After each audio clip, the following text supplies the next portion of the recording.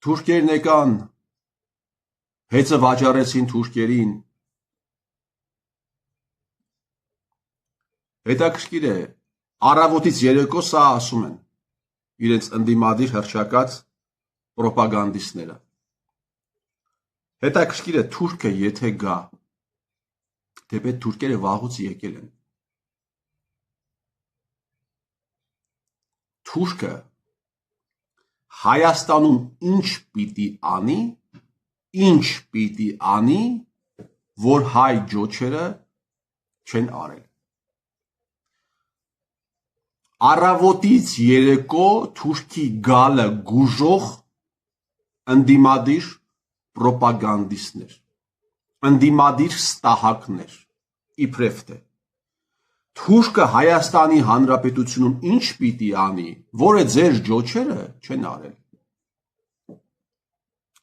Մարդկանց զանգվածաբար պետք է մոլորեցնի, պետք է խաբի, պետք է այնպիսի քաղաքական համակարգ հիմնի, որ 100,000-ավոր մարդիկ թողնեն իրենց տները, թողնեն իրենց գերեզմանները, թողնեն իրենց աշխատանքը, թողնեն իրենց քաղաքը, գյուղը արտագաղթեն։ Ընտրություններ պիտի կեղծի, մարդկանց պիտի սպանի, ինչ պիտի անի թուրքը, միայն մեկ բան, պիտի գա և հայ ջոչերի մոտ խնդրի, որ հայ ջոչերը իրեն հային նվաստացնելու մաստեր կլաս ցույց տան։ Սեմինարներ անցկացնեն, որպեսզի սովորի։ Հեծը վաճառում են թուրքերին, այդ նույն պրոպագանդիստներն են շարունակում։ Պատերազմից հետո Հայաստանի Հանրապետության 16-րդ վարչապետն է խոսում սրա մասին։ Պատերազմից հետո եղել են մարդիկ, ովքեր հեկը վաճառել են, հեկերը իրենց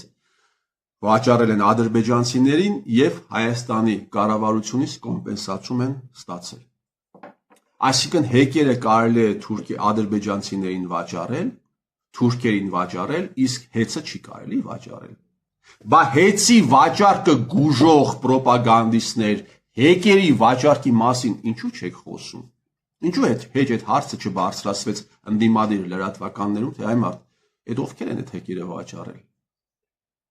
Այդ ովքեր են եղել այդ դավաճանները, որոնք պատերազմը դեռ նոր ավարտված առևտրային հարաբերությունների մեջ մտան թշնամական պետության ղեկավարների հետ եւ վաճառեցին իրենց հեկերը։ Այդ բանը ինչու չի, դրա մասին ինչու չի խոսվում։ Այդ ստահակների անունները ինչու չի հրապարակվում։ Հեծի վաճառքը գուժող ստահակներ, այդ վաճառականների, կոլաբորանտների անունները ինչու չի հրապարակվում։ Ինչու չեք պահանջում։ Դրա մասին ինչու չեք խոսում։ Ոչ միայն վաճառել են հեկերը, այլ կառավարությունը նաև կոմպենսացում է տվել, այսինքն կառավարության ղեկավարը գործարքի մաս է։ Կարծես թե շատ կարևոր թիրախ է Հայաստանի Հանրապետության վարչապետին խփելու համար, ինչ իրավունքով ես դու այդ մարդկանց կոմպենսացում տվել հարկատուների հաշվին։ Սրանից էլ լավ առիթ, սրանից էլ լավ նվեր, բայց լռություն։ Հեծը վաճառում են թուրքերին, ասում են ընդդիմադիր պրոպագանդիստները, բայց այս մասին լռություն են պահում։ Այսինքն հեկերը կարելի է վաճառել, բայց հեծը չի կարելի վաճառել։ Ու այսպիսի հարյուրավոր դեպքեր, հարգելի բարեկամներ, հարյուրավոր դեպքեր, թե ինչպես են այս ստահակները, ժուրնալիստ կոչվածները, իշխանական եւ ընդդիմադիր, իրար հետ մեկ օղակ կազմած շարունակում իրենց գործունեությունը։ Հանրային հեռուստաընկերությունը պիտի առավոտից երեկո խոսեր այն թալանչիների մասին, ովքեր այդ հեկերը վաճառել են ադրբեջանցիներին, չէ՞։ Բայց իրենք լուռ են։ Սա առաջին հայացքից իրենց համար նպաստավոր թեմա է։ Պետրոս Ղազարյանը պիտի ասի, այ այս դաշնակը, այ այս մաշնակը ունեցել է հեկ, վաճառել է, հələ սրանց նայեք, ժողովուրդը պիտի էլ ավելի հոգներ, էլ ավելի զզվեր, էլ ավելի ատեր, բայց լռություն է, որովհետև Հայաստանի Հանրապետության 16-րդ վարչապետը գործարքի մաս է, ամեն ինչը խոսում է դրա մասին, լռություն է, եւ այնտեղ, եւ այստեղ, հեծը վաճառում են թուրքերին, ասում է, տեսեք ինչ են անում, թուրքերը վաղը կգան ինչ պիտի անեն, որ դուք չեք արել, թուրքը հային ինչ պիտի անի, որը դուք չեք արել, որը ձեր տերերը չեն արել, ինչ պիտի անի, պիտի ունեզրկի, ունեզրկել եք, պիտի կեղծ հեղափոխություն սարքի, սարքել եք, պիտի սպանդ կազմակերպի, կազմակերպել եք, ինչ պիտի անի։ Սա կառավարման մեթոդ է, հարգելի բարեկամներ, կառավարման մեթոդ է, հասարակությունը մշտապես պահել վախի, տագնապի մեջ, քո ուզած նպատակին ավելի հեշտ հասնելու համար։ Սա ռեժիմի մեթոդն է, հարգելի բարեկամներ, ռեժիմի մեթոդն է։ Հայաստանի Հանրապետությունում կա մեկ ուժ,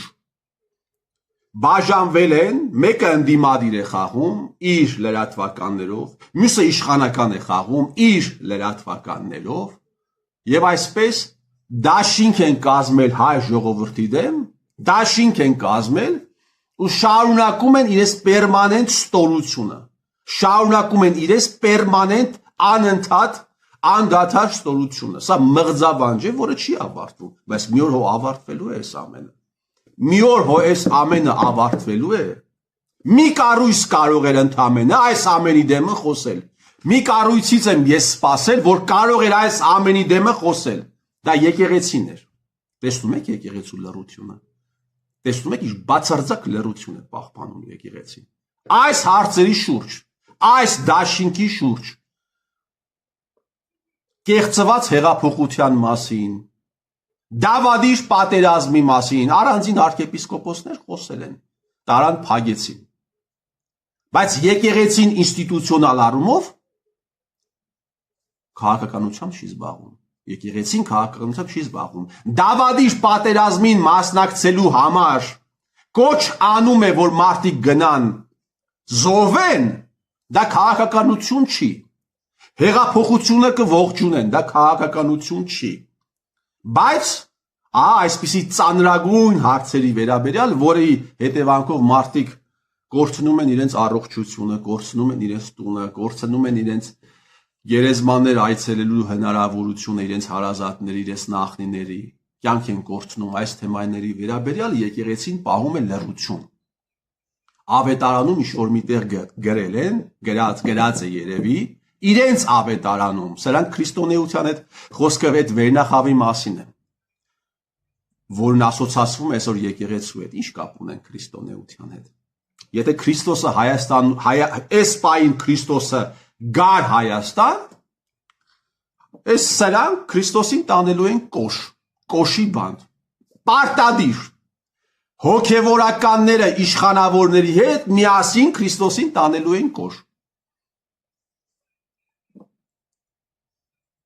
Ու այսքան բանից հետո թուրքը եկավ, հա թուրքը եկավ, թուրքը եկավ, հա թուրքը եկավ։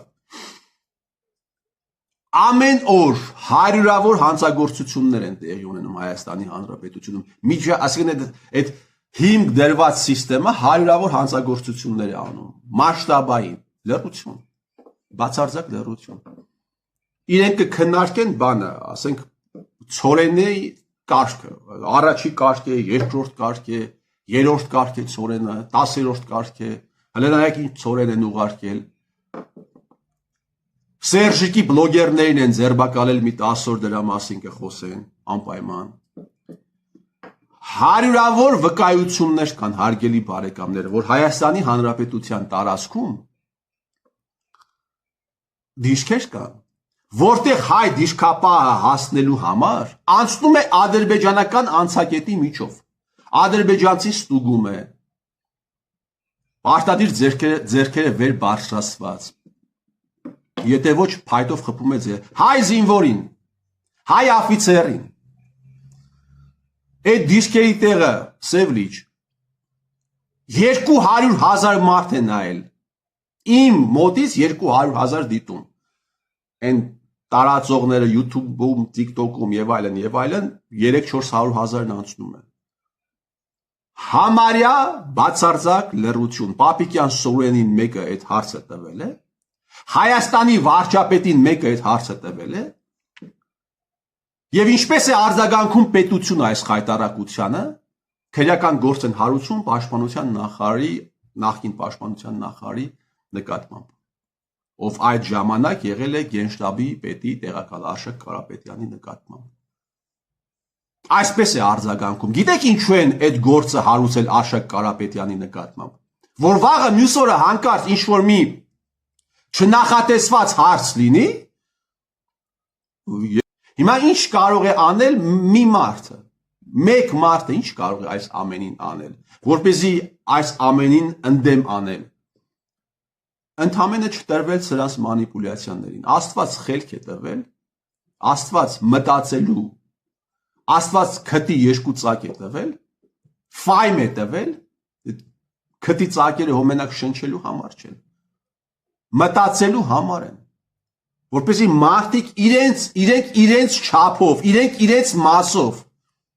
մտածեն այս ամենի վերաբերյալ եւ տուրք չտան այս ստահակների, այս հանցագործների մանիպուլյացիաներին։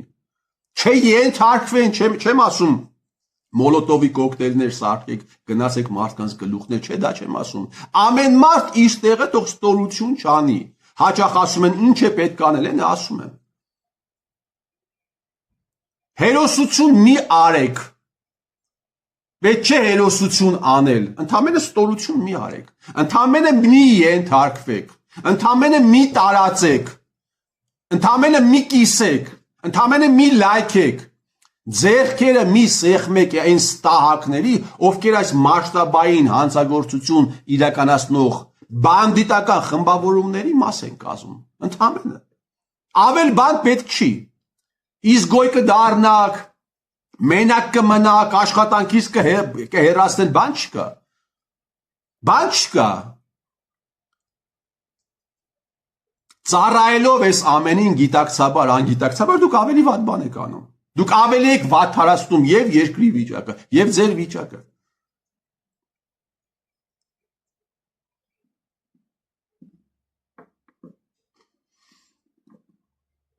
Լսեք, այս ամենը ես վստահ եմ, տա Աստված ես տեսնեմ։ Այս ամենը ավարտվելու է։ Հայի սարքած, հայի գլխին սարքած այս հանցավոր ռեժիմը փլուզվելու է։ Բացառված բան է, որ չփլուզվի։ Այն լրագրողները, այն քաղաքական գործիչները, այն դեպուտատները, որոնք ծառայել են այս ռեժիմին հատկապես իբրև ընդդիմադիր, նրանց անունները, նրանց ազգանունները, այդ ԱԱԾ հիմնականում դրանք ազգային անվտանգության ծառայության գործակալներ են, ռեժիմի սպասավորներն են։ Դրանց անունները, ազգանունները, այդ ամեն ինչը փաստերով հրապարակվելու է։ Մենք ունենալու ենք մի այնպիսի օր կամ շաբաթ, երբ Հայաստանի Հանրապետության գլխավոր դատախազը, Հայաստանի Հանրապետության ներքին գործերի նախարարը, Հայաստանի Հանրապետության ազգային անվտանգության ծառայության տնօրենը մի պապկա իր ձեռքը վերցրած մտնելու է հանրային հեռուստաընկերություն, ժամուկես 2 ժամանոց ինտերվյու է տալիս, խոսք է ասելու, որտեղ փաստերով ներկայացնելու է, փաստերով, դոկումենտալ, թե ինչ հանցագործություն է տեղի ունեցել վերջին տարիների ընթացքում հայ ազգի գլխին։ Այդ հանցագործությունները իրականացնողների անունները, ազգանունները, ասում է, մենք չենք պարտվել սրանց։ Քանի 5 տարի է բանը, դա է։ 5 տարի է դա է բարբաջում, մեկը չկա ասի, դու որ սրանց չես պարտվել, բա ում ես պարտվել, անուն, ազգանուն, հասցե, այդ հարցը չեն տալիս։ Հարցը չեն տալիս, հասկանում եք հարգելի բարեկամներ, ասում է դե դուք հասկացեք էլի ում են պարտվել։ Ինքը պարտվել է այն ժամանակ, երբ իշխանություն ուներ իր ներկայացնելով, բա հիմա որ իշխանություն չունես իբրև թե ինչ ես մտե պայքարի մեջ։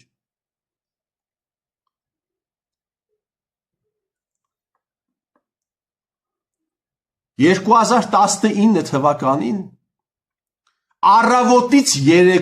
առավոտից երեկո ասում էին Նիկոլ Փաշինյանը իրենց աճեցրած, իրենց իշխանության բերած Նիկոլ Փաշինյանը ինչ որ փաստաթուղթ է թաքցնում հասարակությունից, հակահայկական, հակաարցախյան փաստաթուղթ կա այս պահին դրված սեղանին եւ նա թաքցնում է։ Նույնիսկ ասում էին, որ բան է, արդեն այդ կապկանի մեջ է ընկել, համաձայնվել է այդ փաստաթղթին։ Հիմա նույն մարդիկ դեմքի նույն լրջությամբ ասում են 19 թվականին այս մարդու դեմը փաստաթուղթ է դրված եղել եւ ինքը թաքցրել է այդ փաստաթուղթը։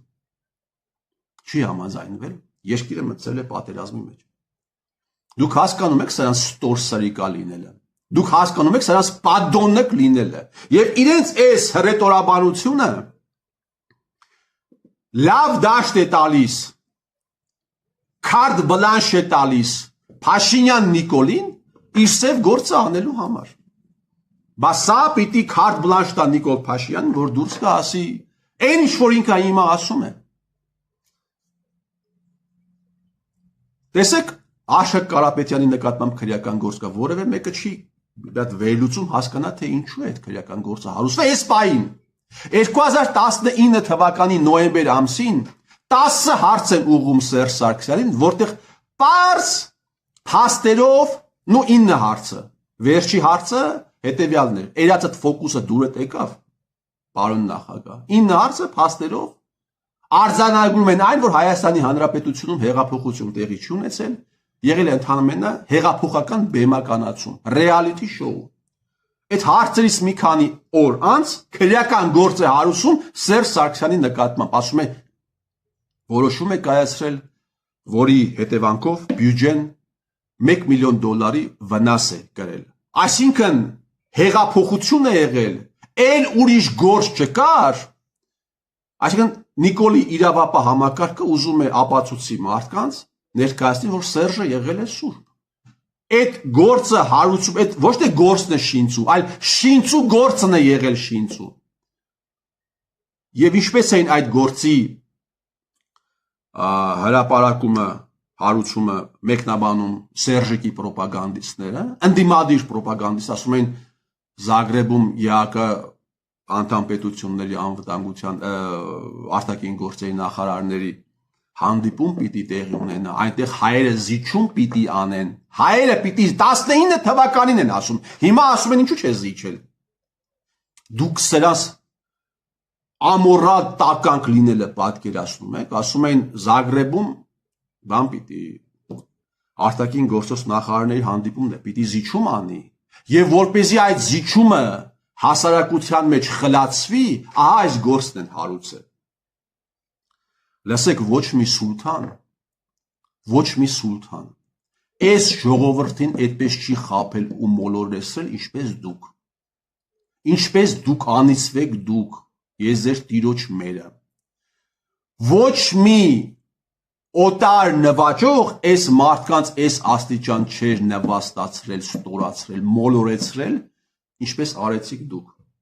Ու օրը կգա, դուք բոլորդ պատասխան եք տալու այս ամենի համար, բոլորդ։